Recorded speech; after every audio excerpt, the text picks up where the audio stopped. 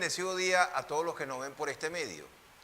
Estamos en el Colegio de Contadores Públicos del Estado Anzoátegui en la República Bolivariana de Venezuela.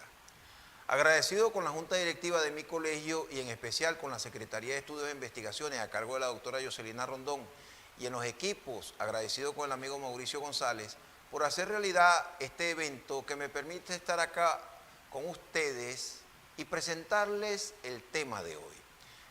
Un tema que tiene vital importancia porque la muerte como hecho natural no se detiene.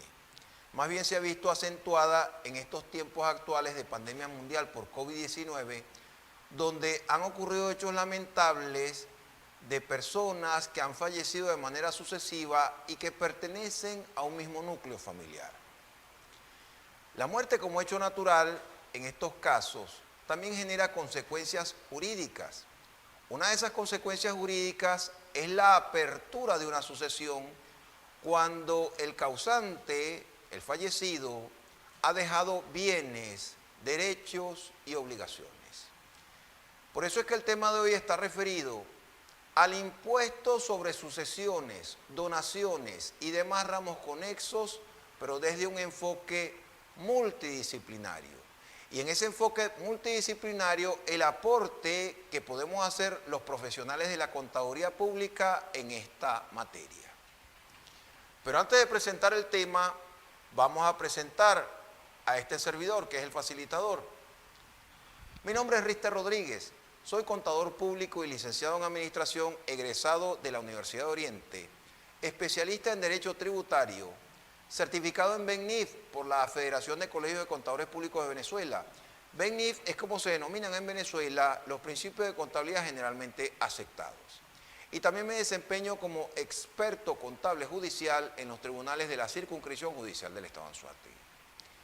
Seguidamente vamos a ver el pensum, el contenido de los aspectos que vamos a desarrollar en la charla de hoy. Primero vamos a ver una serie de aspectos básicos que nos van a ayudar a introducirnos en el tema. Luego, los elementos de la obligación tributaria, la determinación de la base imponible, la tarifa para determinar el impuesto, el activo hereditario y su valoración. En este aspecto es donde los contadores públicos podemos hacer un aporte importante en esta materia.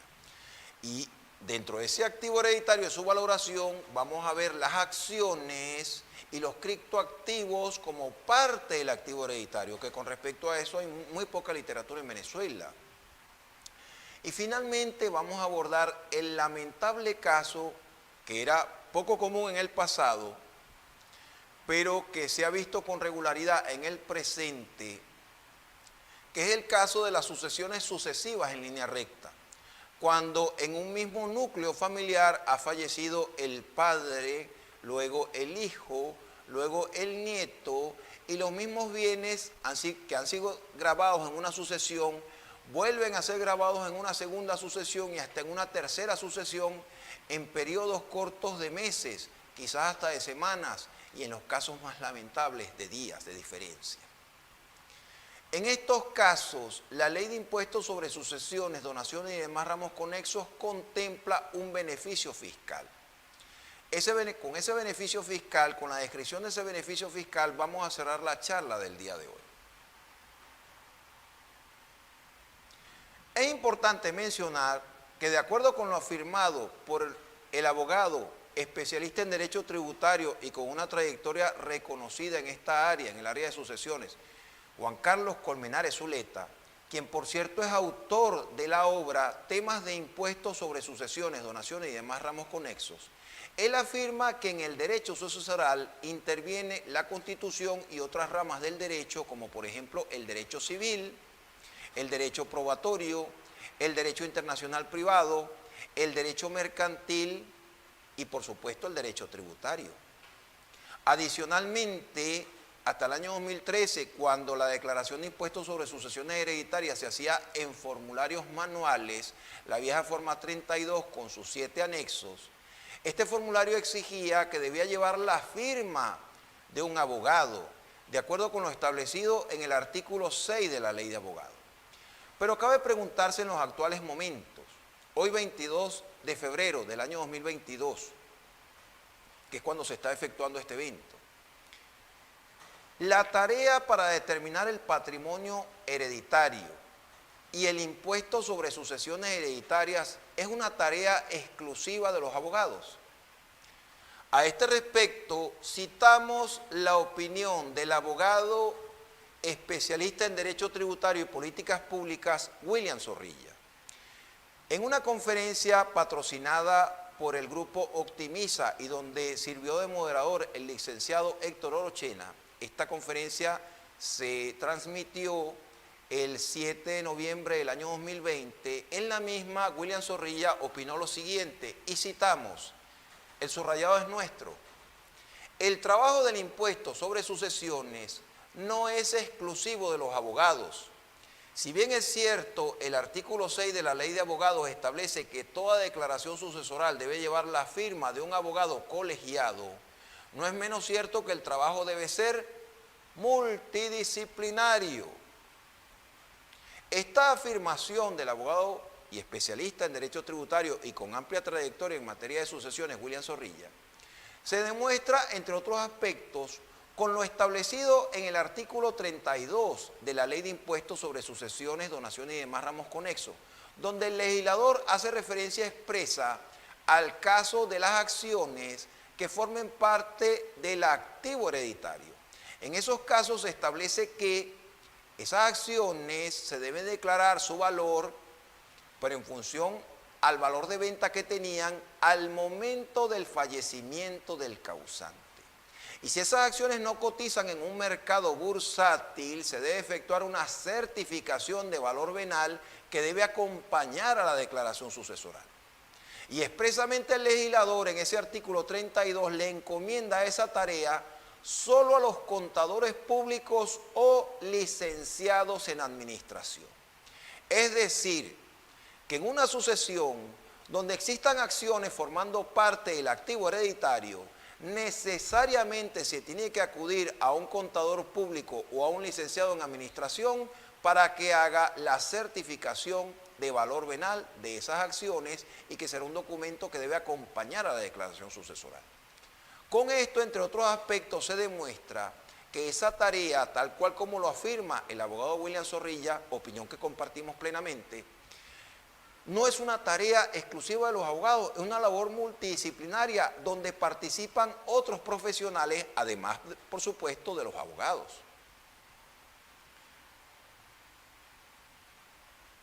Muy importante conocer también la génesis histórica, el origen de este impuesto. Comparado con otros impuestos, por ejemplo, con el impuesto sobre la renta, recordemos que el impuesto sobre la renta, la primera ley, el impuesto sobre la renta es uno de los impuestos estrella, conjuntamente con el IVA. El impuesto sobre la renta, la primera ley de impuestos sobre la renta en Venezuela se publicó en Gaceta el 17 de julio de 1942, durante el gobierno del general Isaías Medina Angarita, y se implementó el año siguiente, en 1943. Pero la primera ley de impuestos sobre sucesiones en Venezuela es mucho más antigua que el impuesto sobre la renta. Corresponde al periodo anterior al del presidente Medina. La primera ley de impuestos sobre sucesiones se publicó en Gaceta el 2 de noviembre del año 1936 durante el gobierno del general José Eleazar López Contreras. Esta ley tuvo una modificación en ese mismo periodo del general López Contreras en 1939, mismo año en el que se emite un reglamento que desarrolla los aspectos contenidos en esta ley. Luego tuvo reformas de importancia en 1966, que es cuando se introduce el impuesto de donaciones, que es el que aplica a las transmisiones gratuitas de patrimonio que ocurren entre personas vivas. Luego ocurre la reforma de 1982 y finalmente la última de 1999, donde básicamente lo que se hace es introducir a la unidad tributaria como unidad de medida dentro de la ley de impuestos sobre sucesiones y donaciones. De tal manera que aquellos artículos que en la ley de 1982 hacían referencia a valores expresados en bolívares, con la reforma de 1999 hacen referencia a valores expresados en unidades tributarias. Con respecto al marco legal que soporta a este impuesto en Venezuela, vamos a hacer referencia al mismo sobre la base del nivel de jerarquía de las leyes establecido en la pirámide de Hans Kelsen. En ese sentido vamos a hacer referencia a nuestra ley fundamental, a la Constitución de la República Bolivariana de Venezuela, que en su artículo 156, numeral 12, indica, establece que es una competencia del poder público nacional la creación, organización, recaudación, administración y control del impuesto de sucesiones, donaciones y demás ramos conexos. En ese sentido, aquí hay una diferencia fundamental de Venezuela con otros países como por ejemplo España. En España, la administración y control, la gestión del impuesto sobre sucesiones y donaciones está cedida a las comunidades autónomas y en su regulación existen diferencias entre una comunidad autónoma y otra. Eso no ocurre en Venezuela porque es una potestad del poder público nacional. Este es un impuesto nacional y aplica igualmente en todo el territorio nacional. Por debajo de la Constitución está lo que establecen los códigos. Tenemos el Código Civil, cuya última reforma es de 1982 y donde está establecida normas fundamentales en materia del derecho sucesoral, como por ejemplo, allí se establece el orden de suceder en el caso de sucesiones donde no exista un testamento, pero también se hace referencia, se establece lo que es la legítima. La legítima es la cuota parte del patrimonio hereditario que el Código Civil reserva a los llamados herederos forzosos, es decir, los descendientes, si no existen descendientes, los ascendientes y el cónyuge sobreviviente. También se establecen las reglas que tienen que ver con cómo establecer los grados de consanguinidad en el caso de aquellos parientes que están unidos por el vínculo de la sangre. Esto es muy importante en materia de sucesiones porque los derechos de los parientes consanguíneos para suceder llegan hasta el 6º grado de consanguinidad.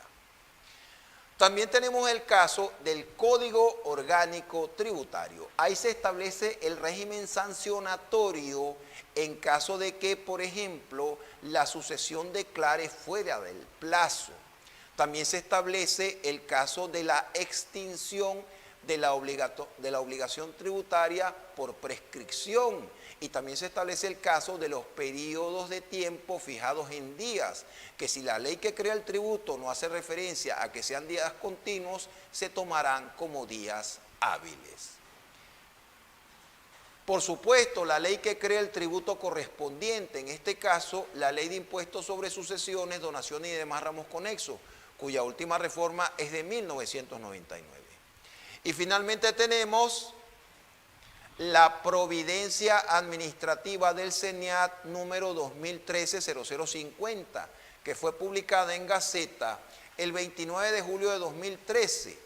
Y a partir de su entrada en vigencia, aquellas declaraciones de impuestos sobre sucesiones que se hacían de manera manual a través del formato 32, con sus 7 anexos, a partir de ese momento se comenzaron ahora a implementar, se comenzaron a hacer a través del portal del CENIAT de manera electrónica. Y en esa providencia, en su artículo 1, se establece el deber de declaración electrónica del impuesto sobre sucesiones hereditarias. Ahora bien, alguien me preguntaba, ¿y qué ocurre con el impuesto sobre donaciones? Que es el que aplica a la transmisión de un patrimonio por entre personas vivas. El artículo 7 de esta providencia indica que el impuesto sobre donaciones se sigue haciendo a través de formularios manuales. Ahora, ¿y qué se grava con esta ley? Nos lo aclara el artículo 1 de la misma. Allí se establece que, y citamos, ustedes pueden ver el artículo en la lámina, las transmisiones gratuitas de derechos por causa de muerte o por acto entre vivos son gravados con el impuesto a que se refiere la presente ley. Fíjense, transmisiones gratuitas, en este caso de un patrimonio, Es decir, que no es una venta, no es una enajenación. El beneficiario no ha hecho un pago por esto. Él está recibiendo de manera gratuita un patrimonio, ya sea por causa de muerte del titular y él entra a suceder, en este caso es la sucesión hereditaria, o el beneficiario ha recibido de otra persona un patrimonio por un acto entre personas vivas. En este caso estamos en presencia de la donación, que fiscalmente es gravada con el impuesto sobre donaciones. A partir del artículo 2, la ley de impuesto desarrolla, en su artículo 2 hasta el artículo 56, todo lo referente al impuesto sobre sucesiones hereditarias, que es el que aplica a la transmisión gratuita de un patrimonio por causa de muerte. Y desde el artículo 57 hasta el artículo 75 se desarrollan en la ley todos los aspectos que tienen que ver con el impuesto de donaciones, sobre donaciones, que es el que aplica a la transmisión gratuita de un patrimonio entre personas vivas. Ya sabemos que el impuesto sobre sucesiones hereditarias se declara a través del portal, formulario electrónico, y el impuesto de donaciones se sigue haciendo, se sigue declarando a través de formularios manuales. Es muy importante estar claro con conceptos básicos que nos van a ayudar a entender el tema. Por ejemplo, el caso de la sucesión hereditaria, porque el término sucesión por sí solo es mucho más amplio. En el caso de una sucesión hereditaria, constituye la transmisión de todos los derechos y deudas de una persona muerta llamada causante a otro denominado sucesor o causaviente. Este causante también se identifica en el Código Civil como el de cuyus. Las sucesiones se defieren, es decir, se otorgan por ley o por testamento. Por ley, de acuerdo a las reglas establecidas en el Código Civil, cuando hay sucesiones intestadas o también conocidas como ab intestato, es decir, donde no hay un testamento, donde el causante no ha emitido testamento. Entonces, el patrimonio se distribuye de acuerdo al orden de suceder establecido en el Código Civil. Pero también se pueden otorgar vía testamento cuando el causante se convierte en testador porque ha dejado su voluntad establecida en un testamento que es un documento revocable. Pero también se habla en Venezuela de las sucesiones mixtas que no están expresamente establecidas en el Código Civil, pero en el Código Civil lo que sí está establecido expresamente es la legítima. La legítima es la cuota parte que reserva el Código Civil a los denominados herederos forzosos, es decir, los descendientes, en el caso de que no existan descendientes, ascendientes y el cónyuge sobreviviente. De acuerdo con el artículo 884 del Código Civil, esa legítima es la mitad de los derechos que le hubieran correspondido a estos herederos en una sucesión intestada, es decir, en una sucesión donde no exista testamento. Lo cual quiere decir que en una sucesión donde existan herederos forzosos, el testador, es decir, el futuro causante que está emitiendo un testamento, solo puede disponer por testamento de la mitad de sus bienes porque la otra mitad corresponde a la legítima, de acuerdo con lo establecido en el artículo 884 del Código Civil. Esta legítima solo se invoca en las sucesiones testamentarias. Solo en las sucesiones testamentarias donde existan herederos forzosos, porque si no existen descendientes, ascendientes o cónyuges sobrevivientes, sino lo que existen, por ejemplo, son colaterales consanguíneos, allí no se invoca legítima, porque a esos colaterales consanguíneos no les corresponde legítima. Está el caso del legado. El legado es una disposición testamentaria. Una disposición testamentaria donde el testador deja bienes en concreto a determinadas personas. Esas personas no son herederos, son legatarios porque ellos reciben es un bien concreto de esa herencia y solo responden por esos bienes, no responden por el pasivo de la herencia. Porque de acuerdo con lo establecido en el artículo 17 de la Ley de Impuestos sobre Sucesiones, la alícuota del impuesto que le corresponde a los legatarios aplica sobre esos bienes en concreto que reciben como legado. Es importante también estar claro con el concepto de donación que está establecido en el Código Civil, expresamente en el artículo 1431. La donación está definida como un contrato, es un contrato mediante el cual una persona cede parte de su patrimonio a otra persona que lo acepta. Y ustedes pueden ver el artículo que está citado en la lámina. Esta persona lo acepta, es decir, debe existir la aceptación por parte del donatario, que es el beneficiario de la donación, así como el sucesor debe aceptar la herencia para convertirse en heredero.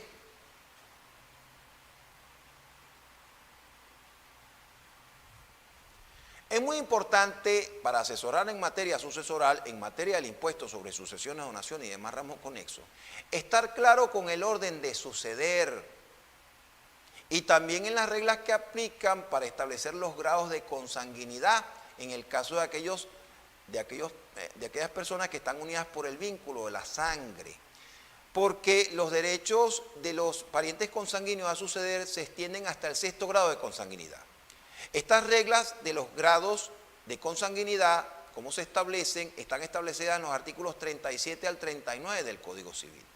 Muy importante conocer este orden de suceder porque, de acuerdo con la opinión de profesionales del derecho con reconocida trayectoria en materia sucesoral, como por ejemplo Juan Carlos Colmenares Zuleta, William Zorrilla, Juan Carlos Ron Cadenas, mi estimado amigo Teodulo González, que es contador público, abogado y con maestría en Derecho Tributario y con reconocida trayectoria también en materia sucesoral. Ellos opinan que las sucesiones testamentarias son poco comunes en Venezuela. En su mayoría, las sucesiones que ocurren en Venezuela son sucesiones intestadas, ab intestato, donde no existe un testamento, donde el causante no ha dejado su voluntad escrita en ese documento revocable que es el testamento. Entonces allí lo que aplica es, en la mayoría de esos casos, que son sucesiones intestadas, lo que aplica es el orden de suceder que está establecido en el Código Civil. Entonces es muy importante estar claro con ese orden de suceder para saber quién entra o no en la sucesión, y allí también se establece la cuota parte que corresponde a esos herederos. En ese sentido vamos a verlo con un gráfico muy sencillo. Tenemos al causante de la sucesión. Y de acuerdo con el artículo 822 del Código Civil, a toda persona suceden, heredan sus hijos en el 1er grado de consanguinidad o sus descendientes cuya filiación esté legalmente comprobada. ¿Por qué hablamos de los descendientes cuya filiación esté legalmente comprobada? Porque puede ocurrir el caso de que exista un hijo premuerto del causante de la sucesión. Si fuera así, un hijo premuerto es un hijo que ha fallecido antes que el causante. Siendo esto así, el Código establece el derecho de representación, es decir, la estirpe, el linaje de ese hijo premuerto, los hijos de ese hijo, es decir, los nietos, tienen derecho a percibir la cuota parte que le hubiera correspondido a ese hijo premuerto, entran en la sucesión. Ahora bien, estos hijos concurren en la sucesión acompañados del cónyuge sobreviviente, que de acuerdo a lo establecido en el artículo 824 del Código Civil, este cónyuge sobreviviente le corresponderá de ese patrimonio hereditario una parte igual a la de un hijo. Ahora bien, si no existieren hijos o descendientes cuya filiación esté legalmente comprobada, entran en la sucesión los ascendientes. En el 1er grado de consanguinidad, los padres, el padre o la madre, ambos padres, si estuvieran vivos, de este causante. En este caso, la cuota parte que le va a corresponder al cónyuge sobreviviente de ese patrimonio va a ser el 50% y el otro 50% se va a distribuir entre los ascendientes, es decir, el padre y la madre, o si está vivo solamente uno de los dos, corresponderá al padre o a la madre que estén vivos. Si no hay padres por haber sido fallecidos, pero existen los abuelos, pues heredarán los abuelos porque son ascendientes. En el caso de que no existan ascendientes, entran en la sucesión los colaterales consanguíneos, en este caso los hermanos, que son parientes del causante en segundo grado de consanguinidad.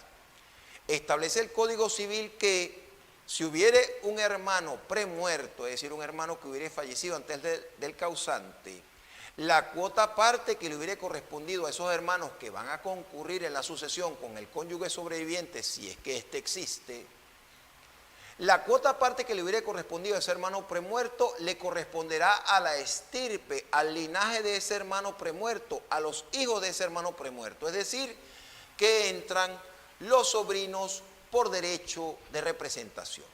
Estos sobrinos son parientes consanguíneos del causante en tercer grado de consanguinidad. Ahora bien, establece el 825, el artículo 825 del Código, que si no existen descendientes, ascendientes, cónyuge sobreviviente, ni hermanos, ni sobrinos, entran en la sucesión los otros colaterales consanguíneos. Y establece el artículo 830 en su numeral 1 que el colateral consanguíneo, en estos casos, donde entran los otros colaterales consanguíneos, en este caso, el colateral consanguíneo del grado de consanguinidad más próximo excluye a los demás. En este caso, ¿cuál sería el ejemplo de un grado consanguíneo más próximo? El del tío, del causante, que es pariente consanguíneo en tercer grado de consanguinidad. Luego tenemos a los primo hermanos, que son parientes del causante en cuarto grado de consanguinidad. De acuerdo con el numeral 2 del artículo 830 del Código Civil, los derechos de sucesión de los colaterales consanguíneos no se extienden más allá del sexto grado de consanguinidad. Por eso es que es muy importante estar claro con estas reglas que establecen los grados de consanguinidad y que están establecidos en los artículos 37 al 39 del Código Civil.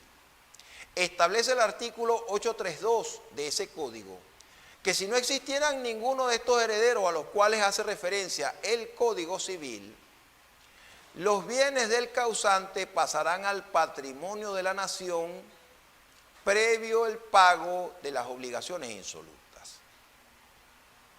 Es decir, eso es lo que está establecido en el 832 del Código Civil, finalmente. Y es muy importante que estemos claros con este aspecto. Teniendo claro esto, vamos a hacer referencia a los elementos de la obligación tributaria, de la relación jurídico-tributaria, donde tenemos el sujeto activo, el sujeto pasivo, el hecho imponible, la base imponible.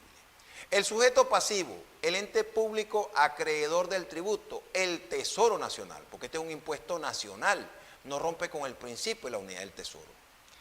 El sujeto pasivo, el sujeto obligado, los beneficiarios de herencias, legados o donaciones. Pero en el caso de las donaciones, tenemos que hacer la salvedad de que, de acuerdo con lo establecido en el artículo 63 de esa ley de impuestos sobre sucesiones y donaciones, como la donación es un acto entre personas vivas, el artículo 63 en comento establece que son solidariamente responsables de este impuesto tanto el donante como el donatario. El hecho imponible, el hecho que es gravado con este impuesto, las transmisiones gratuitas de derecho, por causa de muerte en el caso de la sucesión hereditaria, por acto entre vivos en el caso de la donación. La base imponible, de acuerdo con el artículo 7, la base imponible en el caso de sucesiones será la cuota líquida de cada heredero o legatario. En el caso de las donaciones, la base imponible la constituye el valor del bien donado. Ahora vamos a ir directamente con el impuesto sobre sucesiones hereditarias. ¿Cómo se determina esa base imponible? Pues sencillamente aplicando la ecuación patrimonial que conocemos en contabilidad. Activo menos pasivo es igual a patrimonio. Pero en este caso, activo hereditario, es decir, los bienes admitidos como activo de la herencia, menos el pasivo hereditario, va a permitir determinar el patrimonio neto hereditario. En este sentido, es muy importante tener claro que dentro del activo hereditario, al momento de efectuar la declaración, van a existir bienes propios del causante. El artículo 151 del Código Civil hace referencia a cuáles son esos bienes propios. Si fuere un causante que hubiera dejado un cónyuge sobreviviente, de acuerdo con el artículo 151, son bienes propios los que hubiese adquirido hasta la fecha de contraer matrimonio. Son bienes propios del cónyuge, en este caso del causante. Y los que hubiera adquirido con posterioridad al matrimonio por título lucrativo, es decir, por donación o por sucesión, por ejemplo. Esos son bienes propios. Entonces tenemos que tener claro cuáles son los bienes propios del causante y cuáles son los bienes que forman parte de la comunidad conyugal si no hubiere convención en contrario, muy importante. Entonces, los bienes propios del causante, que deben valorarse, por supuesto, a la fecha de fallecimiento del causante, su valor se va a declarar en un 100%. Pero aquellos bienes que correspondan a la comunidad conyugal, se va a declarar su valor equivalente a la mitad, al 50%, de acuerdo con lo establecido en los artículos 148 y 149 del Código Civil, donde establece que si no hubiera convención en contrario, se distribuyen por mitad los bienes que correspondan a la comunidad conyugal, la unión de un hombre y una mujer. En ese sentido es importante tener claro cuáles son los bienes propios del causante y los bienes que forman parte de la comunidad conyugal, y aquellos bienes donde el causante de la sucesión no es totalmente el propietario, sino copropietario. Me tocó el caso, por ejemplo, de un causante que a su vez había recibido en sucesión de su padre un inmueble que heredó conjuntamente con sus 4 hermanos. Él era copropietario de ese bien conjuntamente con sus 4 hermanos. Si bien es cierto, este bien se tenía que valorar a la fecha de fallecimiento del causante, se tenía que declarar, era la proporción de ese bien que correspondía al causante de esa sucesión. Es decir, una proporción correspondiente al 20%, porque él era copropietario de ese bien en partes iguales conjuntamente con 4 hermanos. Entonces estos aspectos es muy importante tenerlos en cuenta a la hora de declarar, a la hora de establecer el activo de la herencia.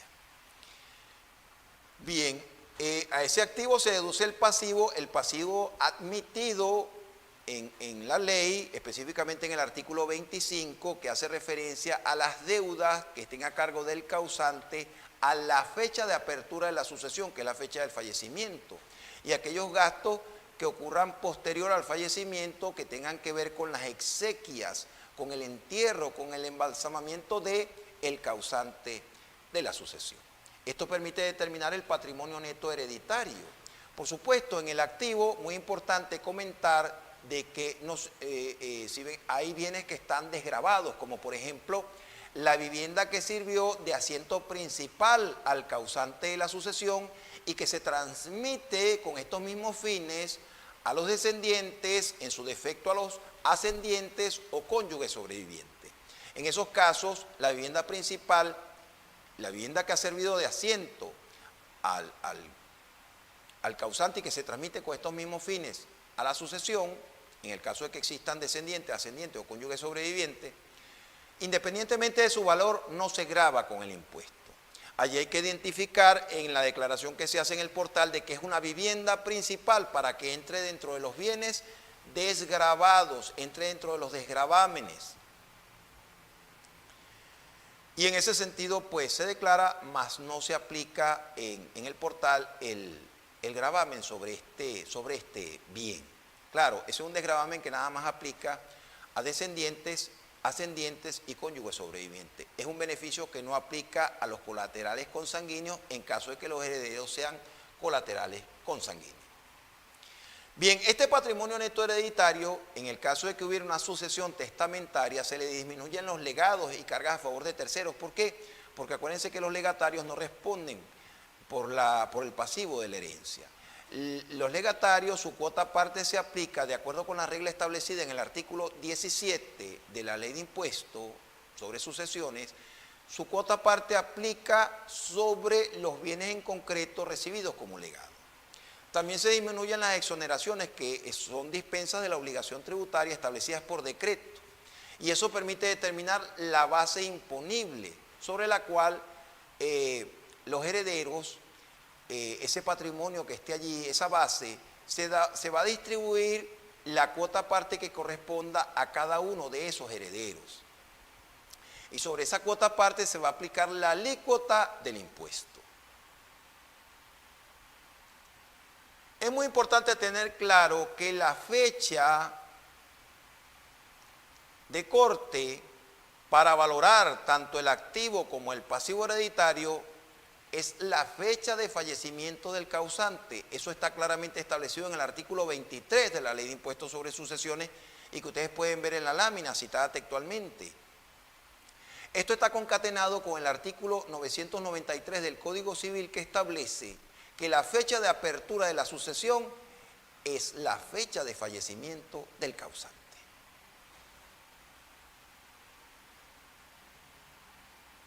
Muy importante en el caso de la tarifa a aplicar, de acuerdo a lo establecido en el artículo 7 de la ley.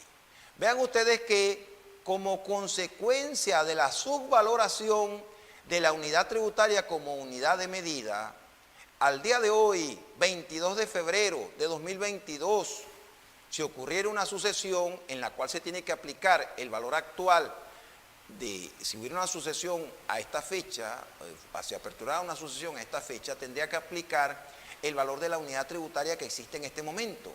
El valor de la unidad tributaria es un valor ínfimo, 0,02 bolívares. En ese sentido, como ustedes pueden ver, como se puede apreciar en el cuadro que estamos mostrando en la lámina, si ustedes aplican ese valor de 0,02 al patrimonio que indica allí, patrimonios a partir de 4.000 unidades tributarias, estamos hablando de patrimonio que superen los 80 bolívares. Cualquier patrimonio en Venezuela, cualquier modesto patrimonio supera esa cantidad en bolívares. Con lo cual, cualquier modesto patrimonio está sometido en Venezuela a las mayores alícuotas impositivas que la Ley de Impuestos sobre Sucesiones Hereditarias puede establecer. Este era un impuesto que era originalmente doblemente progresivo, es decir, a mayor cuota hereditaria recibiera, mayor iba a ser el monto que iba a pagar de impuesto. Mientras más lejano estuviera el parentesco consanguíneo del heredero con el causante, mayor era la alícuota, pero también se tomaba en cuenta el valor en unidades tributarias de este patrimonio, y las mayores alícuotas se aplican es cuando el patrimonio supera las 4.000 unidades tributarias.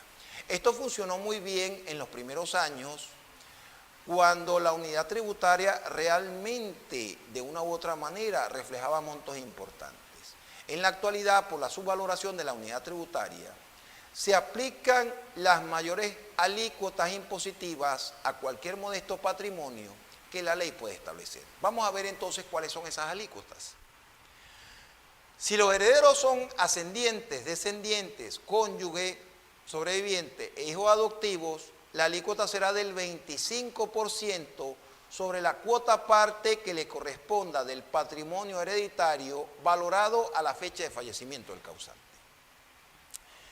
Si los herederos son hermanos o sobrinos por derecho de representación, esta alícuota será del 40%, tomando en cuenta que a estos colaterales no gozan del beneficio del desgravamen de la vivienda principal.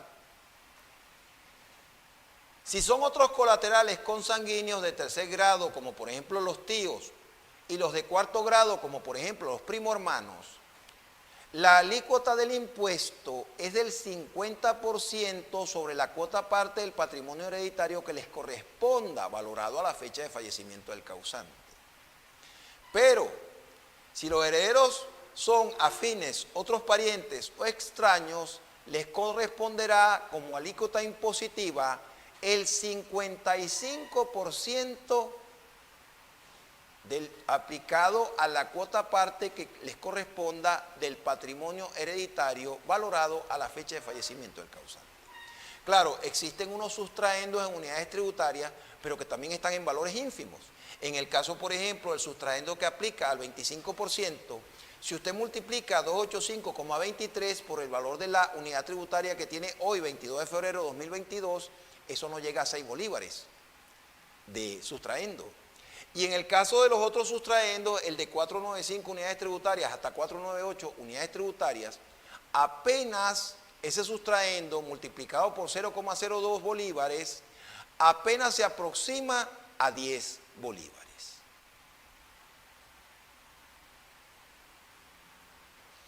Con respecto al activo hereditario, a los bienes que forman parte del activo hereditario, de acuerdo con lo establecido en el numeral 1 del artículo 18 de la Ley de Impuestos, forman parte del activo hereditario todos los bienes, derechos y acciones que estuvieran a nombre del causante al momento de apertura de la sucesión. Cuando hace referencia a acciones, se refiere a la cuota parte del capital social de una sociedad mercantil. Muy importante comentar que en la Ley de Impuestos sobre Sucesiones, Donaciones y demás ramos conexos solo se establece una regla específica de valoración en el caso de acciones, obligaciones emitidas por entes públicos o por sociedades mercantiles y otros títulos valores. Mas no así para el resto de los bienes que pueden formar parte del activo hereditario, como el caso de los inmuebles, como el caso de los vehículos, como el caso de cuentas bancarias, como el caso de activos digitales como los criptoactivos. No existe una regla de valoración específica. Existen criterios de referencia, pero en este aspecto, en el caso de la valoración de los activos, los contadores públicos podemos hacer un aporte importante a través de encargos para realizar procedimientos acordados sobre información financiera. Y es lo que vamos a explicar más adelante. Bien, vamos a hacer mención al caso de cuáles son los criterios de referencia en el caso de bienes que no tienen una regla específica de valoración, y luego vamos a ir a los bienes que tienen una regla específica de valoración, y luego a cómo los contadores públicos pueden intervenir a través de encargos para realizar procedimientos acordados que permitan valorar estos bienes. En el caso de inmuebles y vehículos, los criterios de referencia, entre otros, serían los siguientes. Estos son los criterios más utilizados. Valor asignado a un inmueble en el catastro municipal. Claro, el valor asignado en el catastro no es como tal un método de valoración, es un dato contenido en un registro público y que, de acuerdo a lo establecido en el artículo 175 de la Ley Orgánica del Poder Público Municipal, no puede ser superior a los valores de mercado.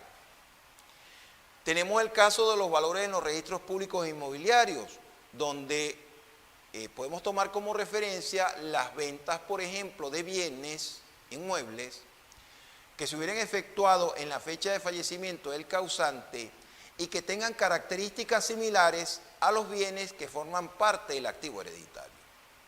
En el caso de que la capacidad económica de la sucesión lo permita, se puede contratar a peritos evaluadores certificados para que emitan un informe técnico que, mediante métodos estadísticos y a través del uso de valores referenciales, determine el valor a la fecha de fallecimiento del causante de bienes tangibles que formen parte del activo hereditario. Está también el caso de los precios de mercado que pudieran facilitar corredores inmobiliarios certificados. Y también el caso de la corrección monetaria del precio de adquisición de un bien y también de la depreciación. La depreciación es el desgaste que pudieron haber tenido esos activos en el tiempo. Esa corrección monetaria no es más que un ajuste por inflación, es decir, el precio de adquisición del bien y el posible desgaste que pudieron haber tenido, llevarlo a la fecha de fallecimiento del causante. Restituir ese valor monetario a la fecha de fallecimiento del causante. Este procedimiento lo puede hacer perfectamente un contador público a través de un encargo para realizar procedimientos acordados sobre información financiera. Esto se hace de acuerdo con la norma internacional de servicios relacionados 4400. Recordemos que nuestro gremio de contadores públicos, la Federación de Colegios de Contadores Públicos de Venezuela, adoptó el manual de la IFAC, de la Federación Internacional de Contadores Públicos. Dentro de ese manual de la IFAC están estas normas internacionales de servicios relacionados y que actualmente en Venezuela, de acuerdo con la resolución del directorio de la Federación, con la última de junio de 2021,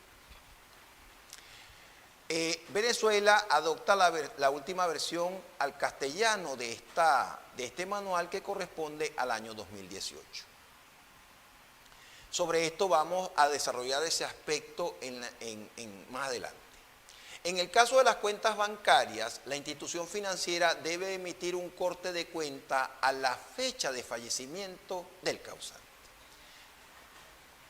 Ahora bien, en el caso de los bienes que tienen una regla específica de valoración, como es el caso de las acciones, obligaciones emitidas por entes públicos o por sociedades mercantiles, la ley sí establece una regla específica de valoración, específicamente en el artículo 32.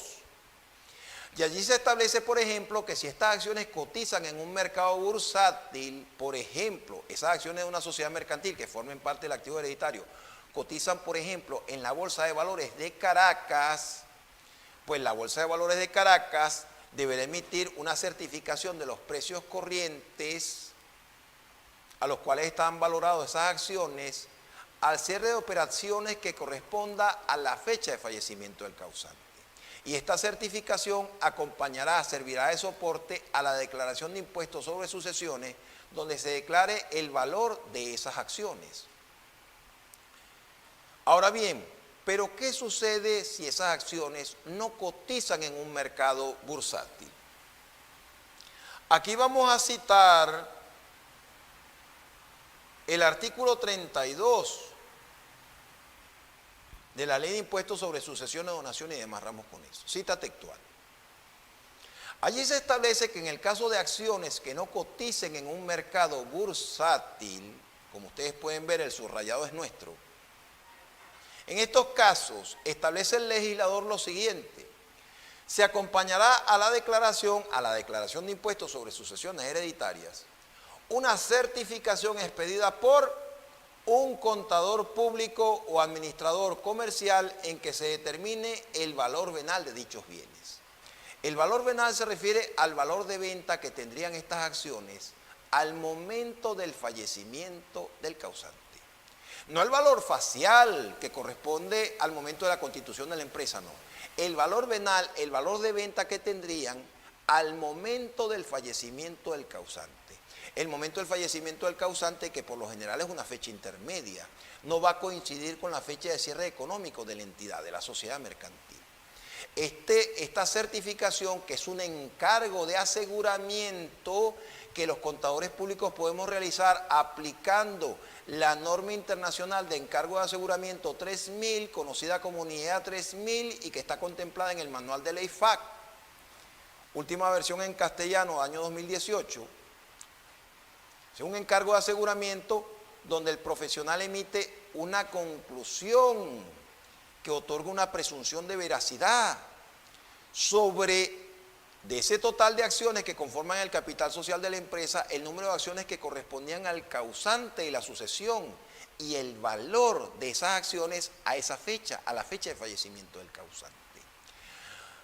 Para que el contador, o en este caso el licenciado en administración, vale comentar que el licenciado en administración aplica este procedimiento de acuerdo con las normas técnicas de actuación profesional del licenciado en administración, cuya última versión es de mayo de 2021, hoy 22 de febrero de 2022, aplica la cuarta versión de esas normas técnicas de actuación profesional para el caso de mis también colegas licenciados en administración.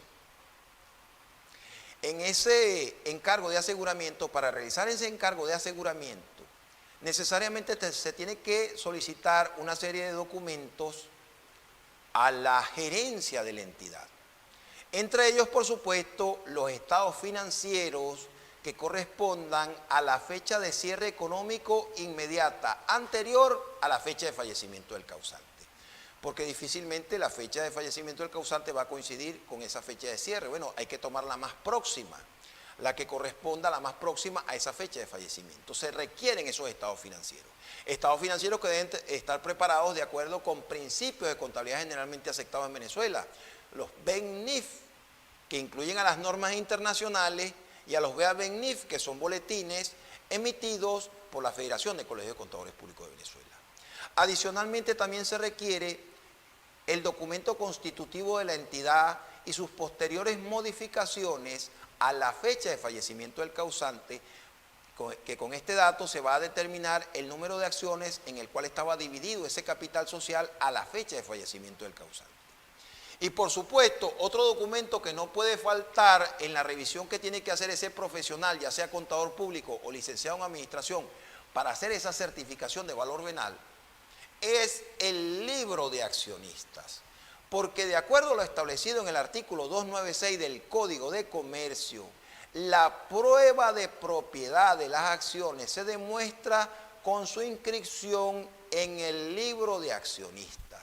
Es el libro de accionistas el que nos va a indicar de ese total del número de acciones en el cual estaba dividido el capital social de la entidad al momento del fallecimiento, cuál es el número específico de acciones que correspondían al causante de la sucesión. Es importante mencionar que esta certificación de valor venal no solamente se efectúa en caso de sucesiones hereditarias, también se aplica en el caso de cesión y transmisión gratuita de acciones, donde existe un cedente y existen unos cesionarios. De acuerdo con lo establecido en el artículo 57 de la Ley de Impuestos sobre Sucesiones y Donaciones, esta cesión y transmisión gratuita de acciones se considera fiscalmente una donación y en consecuencia está gravada con el impuesto de donaciones. Y ese impuesto, de acuerdo con lo establecido en el artículo 59 de esta ley en comento, aplica sobre el valor de estas acciones, sobre el valor del bien donado. ¿Sobre cuál valor? ¿El valor facial? ¿El valor que tenían al momento de que se constituyó la empresa? No, el valor venal, en este caso, el valor de venta. Entonces, en este caso, la certificación de valor venal también se debe efectuar por un contador público o un licenciado en administración en esta materia, en el caso ya de una cesión y transmisión gratuita también, se debe efectuar para que se pueda aplicar la correspondiente alícuota del impuesto de donaciones en este otro caso. Claro, este es un tema bastante amplio, solo el tema de cómo efectuar la certificación de valor venal de acciones, que como ustedes pudieron ver, la ley, el legislador reserva solo a contadores públicos y licenciados en administración en el caso del impuesto sobre sucesiones. De todas maneras, los invitamos a ver a través de nuestro canal de YouTube la conferencia que está referida a este tema, específicamente a este tema, en donde se indica el paso a paso con mucho mayor detalle. Esa conferencia está titulada Certificación de valor venal de acciones para el impuesto de sucesiones y donaciones. La puede conseguir en nuestro canal de YouTube. Y en el caso de que usted desee profundizar aún más sobre ese tema, en el caso de que usted sea contador público o licenciado en administración y desee incursionar ya en lo que es la certificación de valor venal, usted puede escribir al correo que aparece al pie de la lámina, rister2013@gmail.com, y puede solicitar a través de ese correo información sobre esta guía práctica, una guía práctica que hemos preparado con el paso a paso, con la documentación a revisar, con los modelos de informe, con todo lo que se tiene que aplicar para poder efectuar esa certificación de valor venal de acciones en el caso de sucesiones o donaciones y que solo puede efectuar un contador público o un licenciado en administración. Siguiendo entonces con aquellos casos en los que debe intervenir necesariamente un profesional de la contaduría pública, claro, en el caso pasado compartimos esa función con mis también colegas licenciados en administración. En este caso, acciones en sociedades mercantiles inactivas. En mi trayectoria como contador, donde he tenido que hacer, por lo menos asesorar en mi área específica y desarrollar trabajo en mi área específica, en lo que es la certificación de valor venal de acciones, me he conseguido con acciones que forman parte del activo hereditario, pero que corresponden a sociedades mercantiles inactivas, donde el causante de la sucesión, conjuntamente con otros socios, constituyó la empresa. Esta empresa es propietaria de una serie de bienes que se aportaron para su constitución, pero sobrevino el fallecimiento del causante y esta empresa no tuvo movimientos, no tuvo ingresos de ningún tipo, pero es propietario de una serie de bienes que la sucesión necesita apropiarse de esos bienes, y para apropiarse de esos bienes tiene que pasar a su nombre las acciones de esta entidad, de esta sociedad mercantil. Pues bien, en estos casos, estas empresas no tienen información financiera al cierre inmediato anterior, nos referimos a la fecha de cierre que está en su documento constitutivo. No tienen información financiera a la fecha de cierre económico inmediato anterior a la fecha de fallecimiento del causante. Esta circunstancia no permite efectuar la certificación de valor venal de acciones. En estos casos tiene que actuar un contador público que prepare a través de trabajos de compilación de información financiera, teniendo como referencia la norma internacional de servicios relacionados 4410, que se refiere precisamente a esos trabajos de compilación de información financiera, debe efectuar, por supuesto, un levantamiento documental de lo establecido en el documento constitutivo en cuanto a cuál es la fecha de cierre económico de la entidad, cuáles fueron los bienes que se aportaron en la constitución de esa empresa y que es la única información financiera de la que se dispone. Pues bien, ese contador puede, a través de ese trabajo de compilación, efectuar una corrección monetaria de ese capital inicial y llevarlo a la fecha de cierre económico inmediata anterior a la fecha de fallecimiento del causante, a través de un proceso de corrección monetaria, teniendo como referencia el método del ajuste inicial por inflación. Y por supuesto debe estar esa metodología suficientemente ilustrada, suficientemente descrita en las notas explicativas de ese informe 4410 que se debe hacer allí. En ese informe, es un informe de compilación porque no se va a hacer el juego completo de los estados financieros, sencillamente se va a elaborar, se va a preparar el estado de situación financiera, que es lo que antiguamente conocíamos como balance general, donde está el activo y el patrimonio actualizado, en este caso, los aportes que se hicieron inicialmente y que por un proceso de corrección monetaria se actualiza ese capital, a la fecha de cierre económico inmediata anterior al fallecimiento del causante. Y esto va a permitir, esta información financiera va a permitir que el encargado de efectuar la certificación de valor venal, conjuntamente con la otra documentación que hemos mencionado y otras que el profesional considere que son necesarias de acuerdo al caso particular que le corresponde, necesite para efectuar la certificación de valor venal. Ahora bien, es importante comentar, es importante mencionar, a pesar de que es un elemento demasiado básico, pero como lo han preguntado mucho, en cualquier escenario donde me ha tocado hablar de este tema, lo repito y lo seguiré repitiendo. Una cosa es el profesional encargado de preparar la información financiera de la entidad. Una cosa es el contador que prepara la información financiera de la entidad, esa es una persona. Y otra persona distinta es el profesional, ya sea contador público o licenciado en administración, que va a efectuar el encargo de aseguramiento para la certificación de valor venal de acciones. ¿Por qué? Porque ese encargo de aseguramiento, que se hace de acuerdo con la norma internacional de encargo de aseguramiento, la NIEA 3000, va a actuar como un auditor y va a emitir una conclusión que genera una presunción de veracidad. No puede ser el mismo que prepare la información financiera, eso lo va a rechazar la administración tributaria, porque imagínense ustedes qué objetividad puede haber, qué independencia puede haber de una conclusión que usted emita sobre la base de una información financiera que ha preparado usted mismo. Eso lo va a rechazar la administración tributaria. Eso no puede ser porque esa no sería la labor de un auditor. Entonces, el contador que prepara la información financiera de la entidad es uno y el profesional encargado de efectuar el encargo de aseguramiento para certificar el valor venal de las acciones es otro profesional diferente.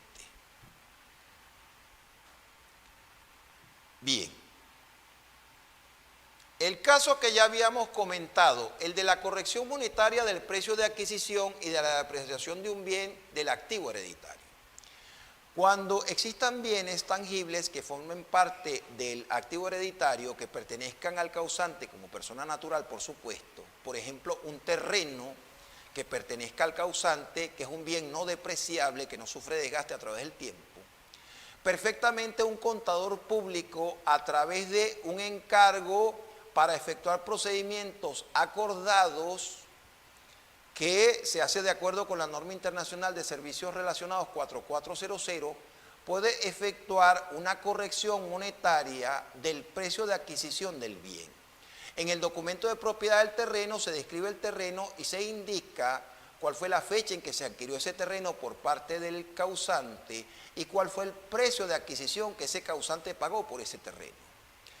El terreno es un activo no depreciable, entonces se puede corregir el valor de ese terreno, aplicar una corrección monetaria desde la fecha en que fue adquirido ese terreno por el causante hasta la fecha de fallecimiento del causante, teniendo como método de referencia el ajuste inicial por inflación establecido en el artículo 173 de la Ley de Impuestos sobre la Renta, cuya última reforma fue del año 2015. Y esto debe estar claramente ilustrado en las notas explicativas. De acuerdo con ese método, se toman los índices inflacionarios publicados por el Banco Central de Venezuela, los INPC, los índices nacionales de precio.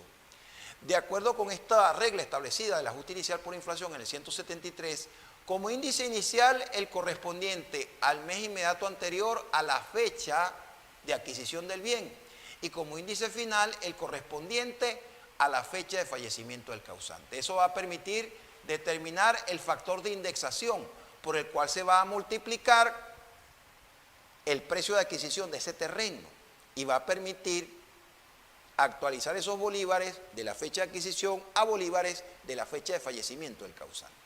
Recordemos que la corrección monetaria no es un aumento de valor.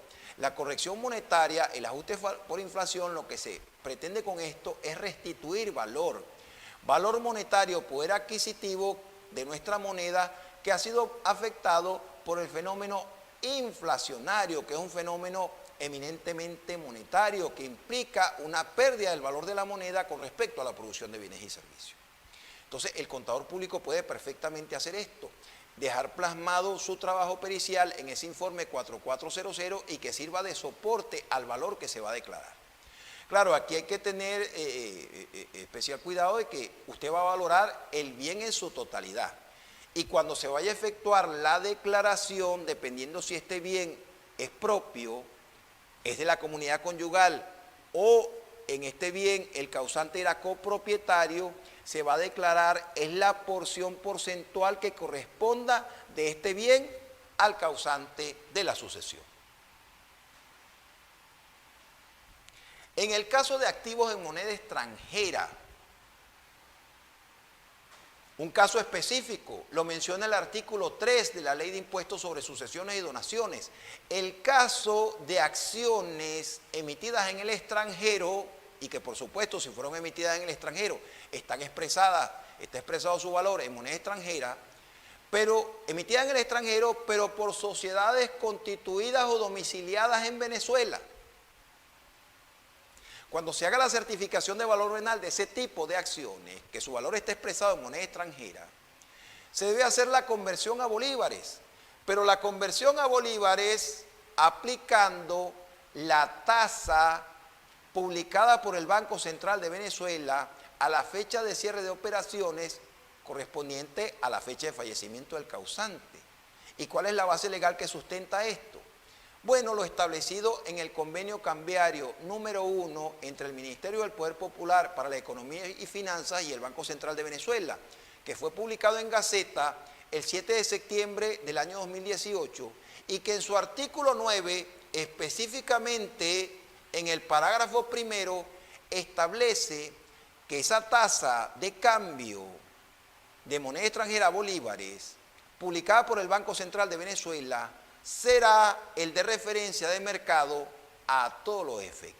En ese sentido, cuando se haga la conversión a esa tasa del Banco Central de Venezuela, esto tiene que estar claramente explicado, claramente señalado en las notas revelatorias, en este caso, del informe de certificación de valor venal de acciones, del encargo de aseguramiento que tiene que hacer en este caso el contador público o el licenciado en administración, que son los dos profesionales que pueden hacer este encargo de aseguramiento. En el caso de criptoactivos como parte del activo hereditario, sobre esto hay muy poca literatura en Venezuela, pero es muy importante tener claro que, de acuerdo con lo establecido en el artículo 9 del decreto constituyente sobre criptoactivos y la criptomoneda soberana Petro, que fue publicado en Gaceta el 9 de abril del año 2018, en su artículo 9 reconocen a las criptomonedas como medios de pago legal en Venezuela. Pero entiéndase que como medio de pago legal, no moneda de curso legal. Es decir, que esta figura de medio de pago legal encuadra en lo establecido en los artículos 1558 y 1559 del Código Civil, que se refieren a la permuta. La permuta es el acuerdo voluntario mediante el cual se intercambia un bien por otro bien de igual valor y se perfecciona por el simple consentimiento. En este sentido, los criptoactivos son un medio de pago legal, pero un pago en especie que se hace de manera voluntaria entre las partes. Y en el decreto constituyente sobre el sistema integral de criptoactivos publicado en Gaceta el 30 de enero del año 2019, en su artículo 5 se define qué es un criptoactivo. Y un criptoactivo es definido en ese artículo 5, y ustedes lo pueden ver en la lámina, como un activo digital. Es decir, que no tiene apariencia física, es digital, que utiliza la criptografía y a los registros distribuidos como base para su funcionamiento. Es decir, que en Venezuela los criptoactivos y el término criptoactivo abarca a las criptomonedas, a los criptocommodities y a los criptotokens. Los criptoactivos son considerados como activos legalmente, son por tanto heredables. Claro, nos estamos refiriendo al caso específico de que el causante de la sucesión hubiera tenido una billetera virtual, un monedero virtual, a través de un servicio de custodia que preste una exchange, una casa de cambio, y que previamente hubiera subido a la blockchain un contrato inteligente al cual se puede acceder mediante una dirección. Un contrato inteligente donde éste pudiera tomar la previsión siguiente. Un contrato inteligente permite, esto lo vamos a explicar de manera muy sencilla, pero esto lo pudiera explicar mejor un ingeniero en sistemas, mucho mejor que este servidor, pero vamos a tratar de explicar de palabras sencillas. Un contrato inteligente permite que si se da una circunstancia A, se active una circunstancia B a través de un programa informático, es decir, el contrato se lleva a programa informático, se sube a la blockchain, que es la cadena de bloques, que es el sistema abierto, descentralizado y distribuido en el cual funcionan las criptomonedas, por lo menos las que son minables. Se suba allí, se puede acceder a ese contrato a través de esa dirección electrónica, comprobada, por ejemplo, la muerte del titular. Y entonces allí se establezca como condición que si fallece el titular que controla la wallet, que es el que controla la wallet a través de una clave privada, y si se trata de un monedero determinista, a través de la clave semilla que permite descifrar todos los pares de claves públicas y privadas que se hayan derivado de esa billetera virtual. El que la controla, que previamente ya estableció ese contrato inteligente que permita que si falleció el titular, el dueño de la wallet, los activos digitales, los criptoactivos que se encuentren en esta wallet pasen de esa wallet del titular a una wallet de la sucesión o a varias wallets de la sucesión. Ahora bien, ¿esto es posible? Claro que es posible. Los contratos inteligentes están mencionados en Venezuela en el artículo 23 En el artículo 23 del decreto constituyente sobre el sistema integral de criptoactivos, ese que comentamos que fue publicado en Gaceta el 30 de enero del año 2019, específicamente en el artículo 23 de ese decreto constituyente sobre el sistema integral de criptoactivos. Ahora bien, en otros países como España existe experiencia al respecto. En España, el abogado Ricardo Oliva León creó un contrato inteligente que permitió hacer esto. Él lo denominó, acuñó el término testamento inteligente. Y en España, en la Ley Orgánica de Protección de Datos Personales y Garantía de los Derechos Digitales, se incorporó el derecho a testamento digital, específicamente en el artículo 96 de esa ley.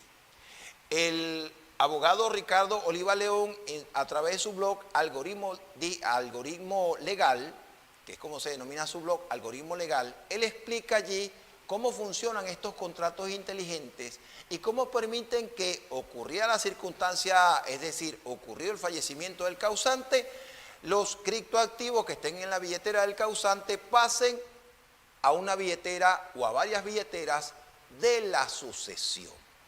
Y de esta manera la sucesión pueda tomar posesión de esos criptoactivos una vez acreditada la muerte del titular y una vez cumplido con las obligaciones que tiene la sucesión en materia de impuesto sucesoral. Bien, pero ¿cómo intervenimos los contadores públicos en esta materia? Es importante conocer que los criptoactivos pueden formar parte del activo hereditario. Claro, criptoactivos que estén en las condiciones que hemos mencionado anteriormente. Pero el gran problema que se presenta acá es cómo valorar esos criptoactivos a la fecha de fallecimiento del causante y que correspondan al activo hereditario. Bien, el contador público, si es contratado para ello, mediante un encargo para realizar procedimientos acordados sobre información financiera, él puede establecer la valoración de esos criptoactivos, ya sea que el causante tuviera Bitcoin, Litecoin, DAS. El profesional tiene que hacer la consulta a la fecha de fallecimiento del causante en las plataformas más conocidas. Claro, el problema que se presenta allí es que el precio de un criptoactivo no es igual en todas las plataformas. Por ejemplo, si usted consulta el valor a la fecha de fallecimiento del causante, por ejemplo, de DAS, de Litecoin, de Bitcoin, en CoinMarketCap, Coin360, Binance, otra que pudiéramos mencionar es Local Bitcoin, van a resultar valores diferentes, claro, no con una diferencia muy marcada, pero hay una diferencia. Entonces necesariamente el profesional tiene que determinar un precio promedio ponderado a la fecha de fallecimiento del causante. El tema es que ese precio promedio ponderado en esas plataformas va a estar expresado en dólares estadounidenses. Entonces corresponde al profesional, luego que establezca ese precio promedio ponderado, que va a estar expresado en dólares estadounidenses, hacer la conversión a bolívares, porque esos valores se tienen que declarar en bolívares, aplicando en este caso la tasa de cambio bolívar-dólar, dólar estadounidense, a la fecha de fallecimiento, al cierre de operaciones de la fecha de fallecimiento del causante, de acuerdo con lo establecido en el artículo 9, parágrafo primero del convenio cambiario número 1. Bien, como ustedes pueden ver, hasta acá la actuación del contador público en esta materia no solamente actúa en el caso de la certificación de valor venal de acciones, también en la valoración de activos que no tienen una regla específica de valoración y cuyo valor, estamos hablando de activos tangibles, por ejemplo, puede ser corregido monetariamente, puede ser actualizado por efecto de la inflación. En el caso de criptoactivos, esto no se corrige monetariamente, así lo establece nuestro BA-BENIF número 12, que es la norma local que permite reconocer, medir, revelar y presentar información financiera que tenga que ver con la tenencia de criptoactivos, es la norma de referencia. En este caso, en el caso de activos digitales, los contadores públicos también pueden actuar a través de un encargo para efectuar procedimientos acordados de acuerdo como hemos expresado acá, en el caso de que así soliciten sus servicios. Pero no solamente en esta materia, el contador público puede, si tiene toda la documentación necesaria, me refiero a la documentación de la sucesión, la documentación personal que deben tener, que demuestre su parentesco con el causante, y ya sea de afinidad o de consanguinidad, afinidad en el caso del cónyuge o del concubino, si es una unión estable de hecho, y la documentación patrimonial que tiene que ver con el activo y pasivo hereditario, puede perfectamente efectuar la declaración sucesoral. Un contador público que haya efectuado, por ejemplo, la declaración del impuesto a los grandes patrimonios, que es una declaración que tiene demasiado detalle, que se debe trabajar en cédulas preparadas en formato Excel, no le va a resultar difícil hacer una declaración como esta. Claro, por supuesto que debe tener un conocimiento pleno, un conocimiento de lo que es el orden de suceder, de cuáles son las alícuotas que aplican a la cuota parte de cada heredero. Debe tener un conocimiento pleno de cómo se establecen los grados de consanguinidad. Bien, vamos entonces, también se puede hacer un cálculo diagnóstico del impuesto, de tal manera de indicarle a la sucesión un cálculo previo del impuesto, esto se puede hacer en formato de Excel, para ilustrar a la sucesión sobre el impacto financiero que va a significar el pago de ese impuesto.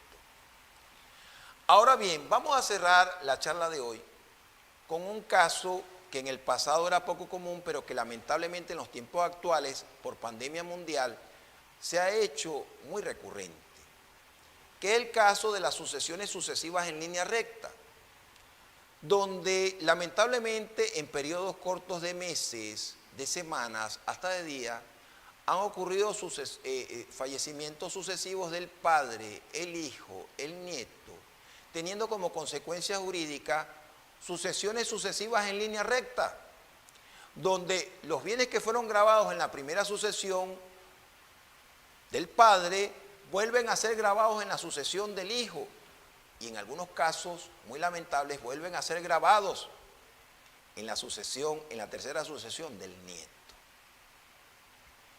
En estos casos verdaderamente lamentables y dolorosos, donde un bien puede ser sometido, puede ser grabado en varias sucesiones sucesivas en línea recta son parientes consanguíneos que descienden unos de otros. La ley de impuestos de sucesiones contempla un beneficio fiscal que está establecido en el artículo 14 y que hemos extraído directamente de la Gaceta y leemos: si dentro de un periodo de 5 años ocurriere una nueva transmisión en línea recta, es decir, parientes que descienden unos de otros, por causa de muerte de bienes que ya hubieran sido grabados en virtud de esta ley, se disminuirán los nuevos impuestos con relación a estos mismos bienes en un 10% de su monto por cada uno de los años completos que falten para cumplir los 5 años. Vamos a ver esto con un ejemplo ilustrativo. Supongamos que una persona falleció el 20 de abril del año 2021. Hubo la sucesión, se declararon los bienes, se pagó el impuesto. Luego, el 10 de octubre de ese mismo año 2021, fallece el hijo de esta persona. Se tiene que volver a se tiene que hacer una declaración de los bienes de ese hijo. Y los bienes que él recibió de su padre se tienen que volver a valorar a esa fecha de fallecimiento. Y sobre esos bienes se tiene que aplicar nuevamente, pero sobre esos valores actualizados a esa fecha, a esa nueva apertura de sucesión, se tiene que aplicar nuevamente la alícuota del impuesto. En este caso, si falleció el padre el 20 de abril de 2021 y el hijo falleció el 10 de octubre de 2021, ¿cuántos años enteros faltan para cumplirse 5 años desde la muerte del padre que falleció el 20 de abril de 2021? Faltan 4 años enteros. Y como es 10% sobre el monto que resulte de los impuestos que ya fueron grabados en la primera sucesión, la rebaja en este caso puede llegar al 40%. Ese es un beneficio fiscal en medio de ese dolor que tiene que aprovechar la sucesión. Ahora bien, con respecto a este beneficio, vamos a citar una observación que a través de su espacio Tip Sucesoral hizo el abogado Juan Carlos Roncadenas. Él manifiesta lo siguiente, y tiene razón, por supuesto, que el sistema de declaración electrónico no prevé un algoritmo que permita aprovechar en la declaración este beneficio.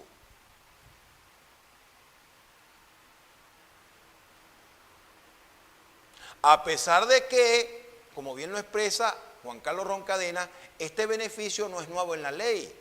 Existe desde la reforma que se hizo en 1966, pero lamentablemente no fue incluido un algoritmo que permita solicitar este beneficio en la declaración que se hace a través del portal. En consulta efectuada a mi buen amigo Teodulo González, quien es abogado, contador público, con maestría en Derecho Tributario, quien fue fiscal nacional de la Federación de Colegios de Contadores Públicos de Venezuela y ha actuado, tiene una suficiente experiencia en materia sucesoral porque ha sido experto contable en el Tribunal Superior Contencioso Tributario de la Región Oriental y también ha sido juez asociado. Él me indica que en estos casos, en consulta efectuada, y que le agradezco su asesoramiento en esta área, por eso cito la fuente, en este caso, la sucesión tiene que efectuar un escrito motivado solicitando esta reducción, solicitando este beneficio. Ese escrito debe ir dirigido, de acuerdo a lo que me manifiesta mi buen amigo Teodulo González, debe ir dirigido a la coordinación de sucesiones y donaciones de la Gerencia Regional de Tributos Internos del último domicilio del causante, con copia a jurídico, al departamento jurídico, porque es probable que el departamento jurídico se tenga que pronunciar a este respecto. Entonces es muy importante en este aspecto asesorar debidamente a la sucesión en momentos dolorosos como este, donde la muerte como hecho natural no se detiene, más bien se ha visto acentuada. Y los contadores públicos podemos hacer un aporte muy importante en esta materia, porque así como los profesionales del derecho, como Juan Carlos Colmenares Zuleta, con obra escrita, ha hecho sus aportes, como Juan Carlos Roncadena ha hecho su aporte, como William Zorrilla ha hecho su aporte, nos toca a los contadores públicos hacer también nuestro aporte en esta materia y en otras que sean de nuestra competencia, teniendo presente que con profesionales que se resignan, que se conforman solo con lo que hacen, no se pueden lograr cosas extraordinarias. Es con profesionales que no se conforman solo con lo que han logrado, que creen que pueden lograr más, que exigen de sí mismos más allá de lo que parece razonablemente exigible. Es que se pueden lograr cosas extraordinarias, es que se pueden lograr avances significativos en nuestro ámbito profesional. Bien, este es un tema bastante amplio, como ven nos hemos extendido más del tiempo, pero es que realmente estos son temas que nos apasionan. De todas maneras, para aquellos que deseen incursionar en esta área, hemos preparado una guía práctica donde desarrollamos todos los aspectos que hemos mencionado acá. Una guía práctica donde se analiza el impuesto sobre sucesiones, donaciones y demás ramos conexos desde este enfoque multidisciplinario y donde indicamos cómo hacer estas actuaciones del contador público ante este impuesto, es decir, cómo efectuar los encargos para realizar procedimientos acordados de información financiera, cómo efectuar el informe de compilación en el caso de una entidad que no tenga movimiento económico, en el caso de valorar los criptoactivos, en el caso de establecer un cálculo previo, un cálculo diagnóstico que permita asesorar a la sucesión en cuanto al impacto financiero del pago del tributo. Tenemos una guía práctica con respecto a eso, con ejemplos ilustrativos, con toda la descripción de la base legal, la base normativa, y a través del correo que aparece en pantalla, usted puede escribir al correo que aparece en pantalla y gustosamente puede solicitar información sobre esta guía y sin compromiso para usted le podemos proporcionar información sobre la guía, sobre su valor y forma de pago. También tenemos otra guía que es específica, que ya va por su segunda edición y probablemente ya trabajemos en la tercera. Una guía específica sobre cómo efectuar la certificación de valor venal de acciones en caso de sucesiones o donaciones, que es una tarea específica que solo pueden hacer contadores públicos o licenciados en administración. Y allí describimos el paso a paso, la documentación a solicitar, los modelos de informe, todo está allí. En caso de que usted desee también esa guía práctica, puede escribir al correo que aparece en pantalla y gustosamente le podemos proporcionar información sobre esa guía. De mi parte, ha sido un placer estar acá con ustedes. Estamos completamente a la orden. Si existe algún comentario, alguna duda que esté en mis manos responder, pueden escribir en la caja de comentarios. Esperamos haber satisfecho algunas de sus expectativas. Si ha quedado, si se siente ilustrado con la humilde exposición que ha hecho este servidor, por favor apóyenos con un like, una manito alzada. Suscríbase a nuestro canal si así lo desea. Para mí ha sido un placer estar acá con ustedes. Agradezco nuevamente la oportunidad a la Secretaría de Estudios e Investigaciones a cargo de la doctora Yoselina Rondón, al amigo Mauricio González en el apoyo técnico que ha hecho posible este evento. Agradecido a ustedes por su atención y será hasta una próxima oportunidad. Muchas gracias.